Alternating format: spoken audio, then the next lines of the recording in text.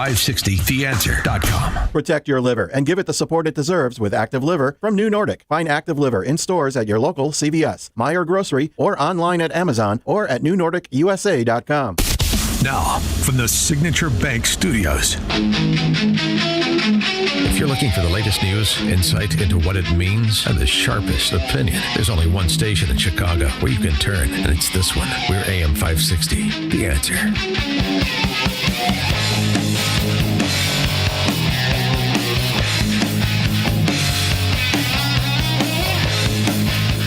Oh, which side are you on? Which side are you on? Tell me, which side are you on? Which side are you on? We'll fight against Doge. We'll fight Elon Musk. No Elon's kept within our walls. We'll fight from dawn to dusk. Oh, everybody. Are you on? Yeah, remember? It's only a few months ago. Tell me which side. Remember those good old times, the Doge protests with all those arrested adolescent hippies from the 60s and their protest songs and all those Dem politicians with their histrionics? Come on. United States Senator Chris Murphy from Connecticut? Yeah, listen, I mean, this isn't hyperbole to say that we are staring the death of democracy in the eyes right now. The death of democracy. We stared down the death of democracy. It's just a few months ago when Elon Musk and the Doge boys were doing their business. Calamity Jan Schakowsky, our very own. You are the ones that make the government work. You are the government. You are the people make things happen. Yeah, applaud yourself. And we are going to win if we have our faith, if we have our strength, and we are going to beat. I was going to say, but no, we're not. No, I'm not going to say that. No, we are going to beat, and we're going to pull him down. She's delightful. I mean, so this is just all this, the histrionics now. It's just the same thing as it was not even 6 months ago. Which side are you on? J.D. Vance was sent out to Ride Point yesterday, and he did have one substance when he could extricate himself from having to talk about sombrero memes. He did have a substantive exchange or two on the matter of the shutdown. This is a Democrat talking point. They say we're not actually trying to give health care benefits to illegal aliens, and here's why it's not true. There are two Biden-era programs that explicitly gave the taxpayer health care money to illegal aliens that we turned off when President Trump took over in January. Program number one is there's a lot of emergency health care at hospitals that are provided to illegal aliens. That was funded by the federal government. We turned off that funding because, of course, we want American citizens to benefit from those hospital services, not to be taxed and then to have those hospital services go to illegal aliens. The second of which is the Biden administration gave mass parole to millions upon millions of illegal aliens, and then they simultaneously made those parolees eligible for health care benefits funded by taxpayers. In the One Big Beautiful Bill, President Trump and congressional Republicans turned off that money to health care funding for illegal aliens. The Democrats want to turn it back on. And in their initial proposal, the first thing that they put out to reopen the government, they actually turned that money for health care benefits for illegal aliens back on. So it's not something that we made up. It's not a talking point. It is in the text of the bill that they initially gave to us to reopen the government. It's preposterous for them to run away from it now. But look, let's set that all to the side. Let's open up the government. Let's negotiate on all of these healthcare policy issues. Obviously, we're not going to support healthcare benefits for illegal aliens, but we will work with them to lower healthcare costs for American citizens if they're willing to do so. Which is exactly what I mentioned earlier in the show. It was also our conversation yesterday with C. Stephen Tucker from healthinsurancementors.com, is that the idea that the Republicans are going to let those enhanced Obamacare subsidies lapse is folly. They won't. whatever you think about Obamacare, that's a larger discussion. But the accusation by Democrats is false. Well, both of them, both prongs of the accusation they're making, which is what Vance just nicely deconstructed.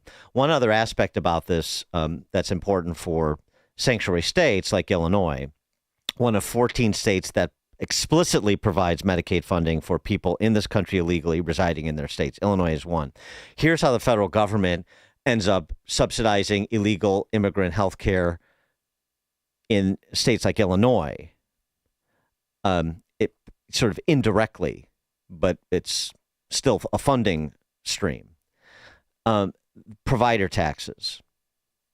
And this, C. Stephen Tucker posted this at his WordPress site, a follow-up to our interview yesterday. It's worth checking out. I reposted it on X with a little sombrero on it to upset Hakeem Jeffries. So you can read it if you go to my X account as well. But this is his analysis, and nobody knows more about health insurance in this country than C.S. Tucker. Provider taxes artificially boost the amount of money states receive from the federal government for Medicaid. In Illinois, provider taxes account for about $11 billion a year. Here's how provider taxes work. States like Illinois collect a tax of up to 6% of revenue from medical providers and then return the money to the medical providers as, quote, additional Medicaid payments, unquote. Those additional Medicaid payments draw federal matching funds, which states like Illinois then pay to medical providers through state-directed payments. Then through intergovernmental transfers, local governments send funds to the state, which then pays those same medical providers much higher Medicaid reimbursement rates. It sounds like money laundering, as C.S. Tucker writes, but he concedes he's not an attorney. But it is money laundering, legal because the government has so decreed.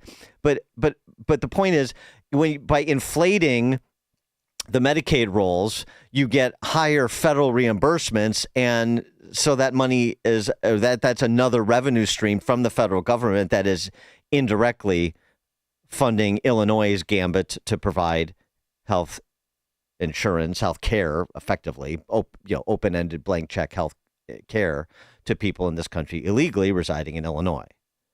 So between Vance's distillation and C.S. Tucker's, I think you have the picture. Joe Gruters joins us now. He is the chairman of the Republican National Committee from the Sunshine State he hails. Joe, thanks for being with us. Appreciate it.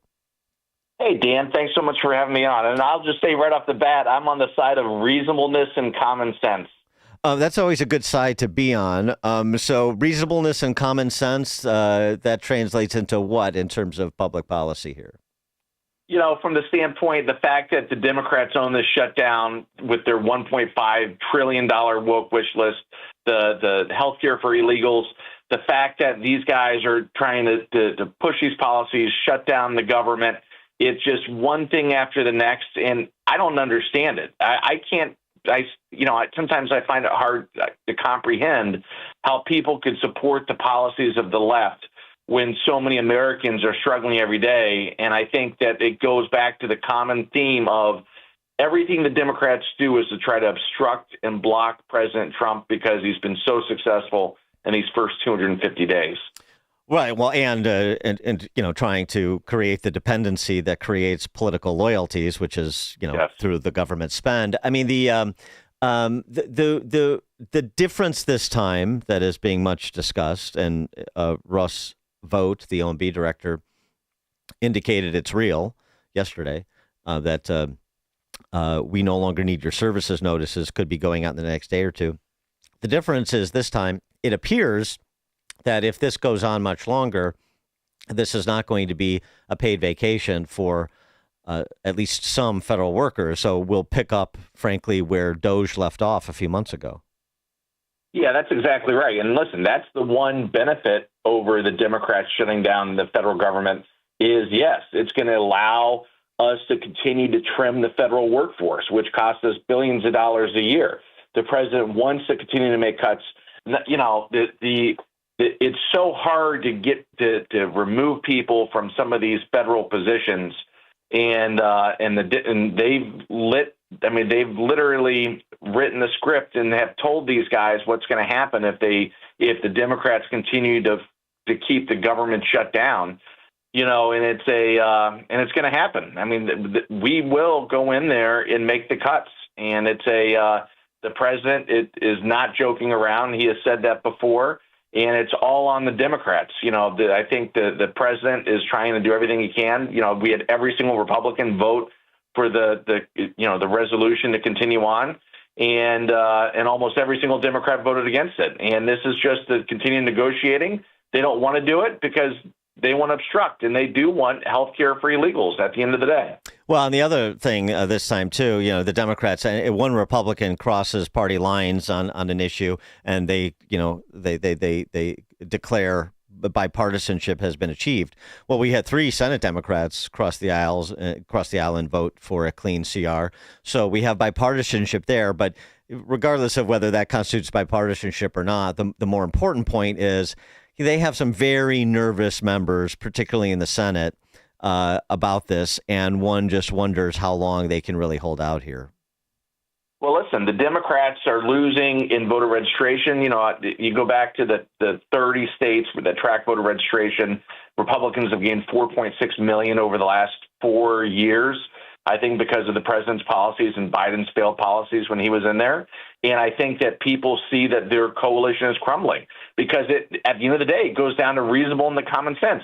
How could the average person out there think that what the Democrats are doing is acceptable? It's not, unless you're part of this woke left, radical left ideology, and you believe in it. Eventually you're going to come over to the Republican side because it's the side of the President Trump.